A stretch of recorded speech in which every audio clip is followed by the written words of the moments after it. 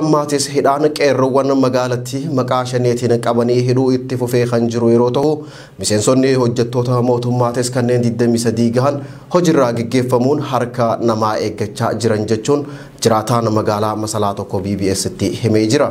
Namoonni hojjettoota mootummaa turan kanneen shirrii garaagaraa irratti xaxamee hojiin ala taasifamanis kanneen uummata keessatti dhageettii fi fudhatama qabaachaa turanii jee. Iddooleen hojii namoonni kunneen irraa kaafaman namoota gaafa bara wayyaanee sana uummata rakkisaa turaniin bakka buufamaa jiraachuu hime. Gama biraatiin aanichaa keessatti duulli hidhaa bifa addaatiin dargaggoota qofarratti xiyyeeffachuun geggeeffamaa jiraachuu kana eeree jiraataan Masalaa kun sababa kanaaf dargaggoonni qeerraa baqatanii jiru jee. Dargaggoonni dhiheenya kana halkanii fi guyyaa humnoota mootummaatiin magaalaa Masalaa keessaa hidhamanis hanga ammatti mana murtiitti hin dhiyaanne jechuun himeeti jira.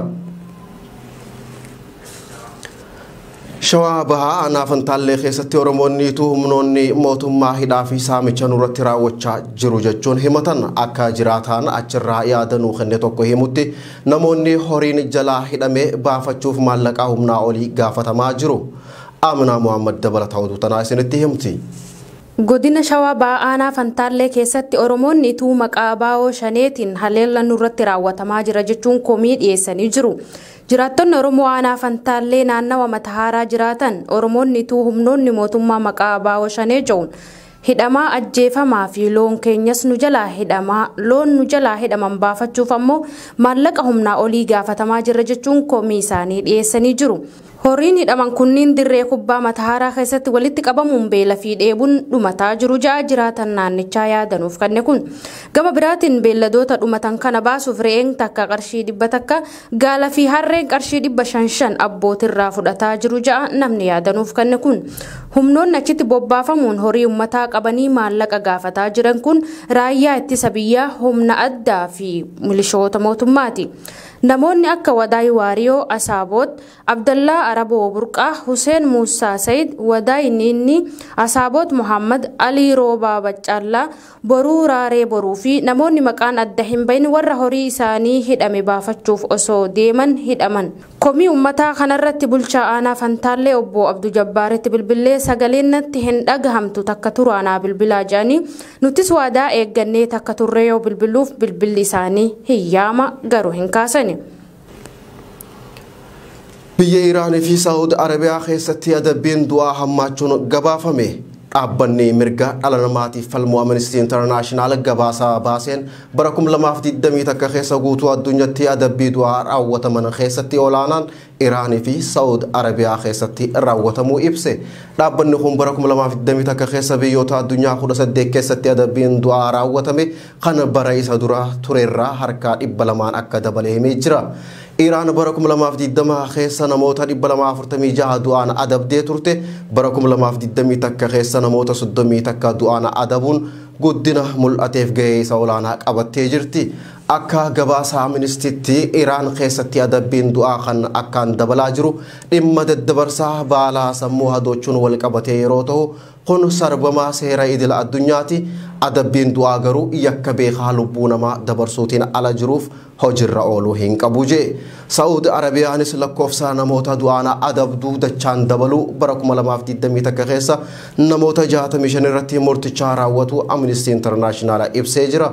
Bara 2020 keessa adabbiin du'aa dhibbeentaa 140 kan dabalee yeroo ta'u akkaan rifaasisaan ammoo bara kana ji'a bitootessaa keessa qofa yeroo takkatti namoonni 80 takka ajjeefamuu isaaniiti jee Amnestiin.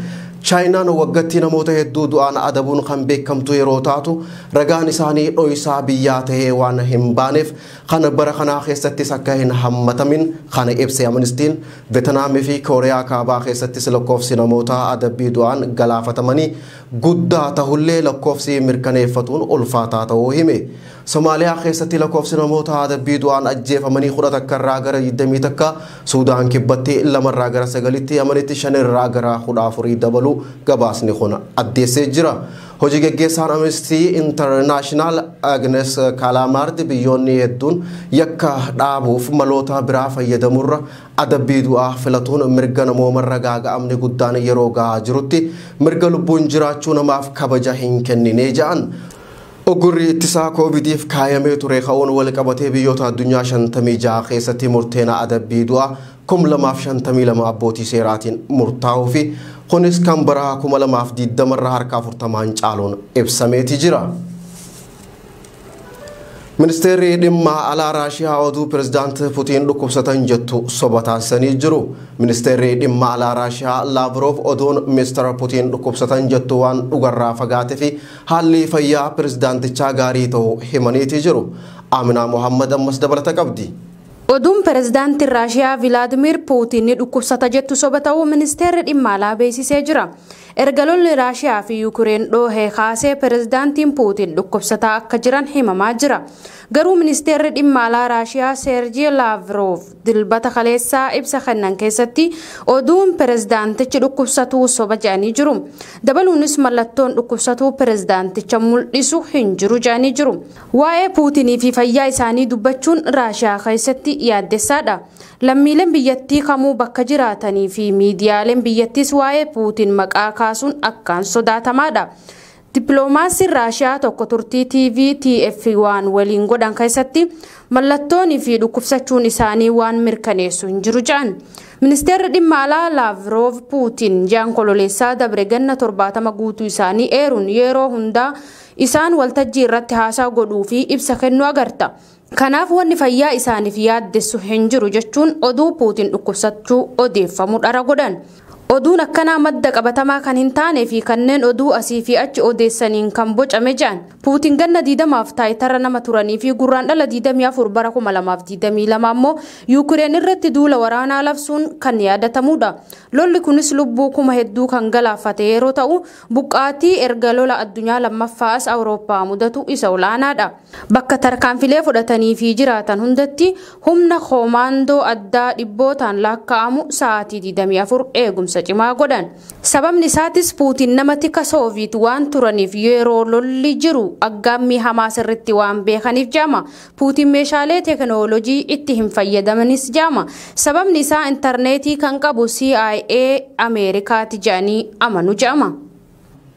Xayyaarri qabeenyummaan isaa dhuunfaa tahee namoota 22 fe'attee osoo balali'aa jirtu lafa gaara Neepaal yeroo geessu achi buuteen ishii kan dhabame yeroo ta'u boodarraa barbaacha godhameen reeffi namoota 14 argamu maddeen himanii jiru.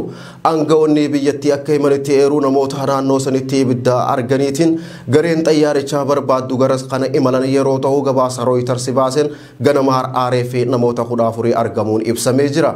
Gareen bobbaafamtee reeffa namoota hafanii barbaadaa jiraatu kan himan aangawoonni biyyattii odeeffannoo dabalataa yeroo argatanitti ibsa kan kennan ta'uun himanii jiran. TV'n Neepaal baliyaan Kukohel jiraattota naannichaa eeruun akka gabaasetti xayyaarichi gaara Himaalayaa kan Tibeet daangessu jalatti gubataa akka turte hime. De Havilland Canada DHC-6300 xaawinaa Otar balalii daqiiqaa 20tiif kan kaate yeroo ta'u qubatuuf daqiiqaa 5 kan hafteef keessatti qunnamtiin addaan citu gareen to'annoo daandii qilleensa naannichaa himanii jiru. Lammiilee Hindii nama 4, Jarmanii nama 2 fi Neepaal nama 16 walumaa galatti nama 22 fe'attee magaalaa guddittii Neepaal Kathmandu irraa baha Neepaal fageenya kiiloomeetira 25 irratti tan argamtu magaalaa walgaa turistootaa tan taate Pokhaaritti osoo imalaa jirtu balaan mudatu maddeen gabaasanii jiru. Amaduras bara 1992 akka lakkoofsa Awurooppaatti nama 167 fe'atee balali'aa kan ture xayyaarri Paakistaan magaalaa guddittii Neepaal Kathmandu qubatuuf yeroo daqiiqaa muraasni hafeefitti gaaratti gufatee imaltoonni hundinuu dhumuun ni yaadatama. Dhumarratti oduu ispoortii qabna. Kilabni Roonaaldoo Luis Nazario de Lema Real Valladolid karaa La Ligaa Ispeenitti ol bahuun mirkanaa'ee jira. Gama biraatiin ammas kilabni diviizhinii lammaffaa Ingilaand keessaa taphatu Nottingham Forest Huddersfield injifachuun kilaba sadaffaa tahee Premier League Ingilaanditti ol guddatee jira. Dabalataa oduu tanaa Shamsuu Bashiirtuu isinitti hima. Abbaan qabeenyummaa isaa taphataa sarara fuulduraa lakkoofsa 9 irra taphatuu fi goolii hedduu adamsuun addunyaa irratti beekamu Roonaaldoo Luis Nazaariyoo de Lima kan ta'e kilabni diviizhin lammaffaa Ispeen taphatu Real Valladolid kaleessa galgala taphadhumaa gara La Liga Ispeenitti ol ba'uuf taasiseen isteediyeema isaa irratti Huesca keessummeessee olaantummaa taphaa wajjin goolii 3-2 injifatee gara La Liga Ispeenitti ol guddachuu isaa labsateeti jira. Yeroo kilabni kun karaa La Liga ol ba'uun isaa beekamutti abbaan qabeenyaa kilaba kanaa kan ta'e taphataan guddaan sarara fuulduraa lammii Biraazil Roonaaldoo Luis Nazaariyoo de Limaan gammachuun yeroo sirbu mul'ateeti jira. Roonaaldoo Luis Nazaariyoo de Limaan ga'eessa ganna 45 yoo ta'u kilaba Real Valladolid kana kan dhuunfaa isaa kan godhate bara 2018 keessa ture. Roonaaldoo yeroo taphataa turetti garee biyyaalessaa Biraazil wajjin bara 1994 fi bara 2002tti shaampiyoonaa waancaa addunyaa yoo ta'u bara 1997 fi bara 1999tti Kooppa Ameerikaa injifachuu dandeetis jira. Akka dhuunfaatti immoo bara 1997 fi bara 2002tti taphataa cimaa addunyaa ta'uudhaan badhaasa Baalaandoor injifachuus dandeetti jira. Roonaaldoon kilaboota akka Korintiyaas, Inter Milaan, Real Madrid fi AC Milan fa'aa taphachuunis ni beekama. Oduma ol qabateen kaleessa kilaboonni shaampiyoonshiippii yookaan diviizyoona lammaffaa Ingilaandii taphatan gara Pirimeer Liigii Ingilaanditti ol guddachuudhaaf kilaboonni lama xumuraaf gahanii isteediyeema guddicha magaalaa Londanitti argamu Wembley irratti kan wajjin taphatan yoo ta'u waggaa 20 dura karaa diviizyoona lammaffaa gad bu'ee kan ture kilabni Nottingham Forest jedhamu Huddersfield 1-2 injifachuudhaan gara Pirimeer Liigii Ingilaanditti ol ba'u mirkaneeffateeti jira.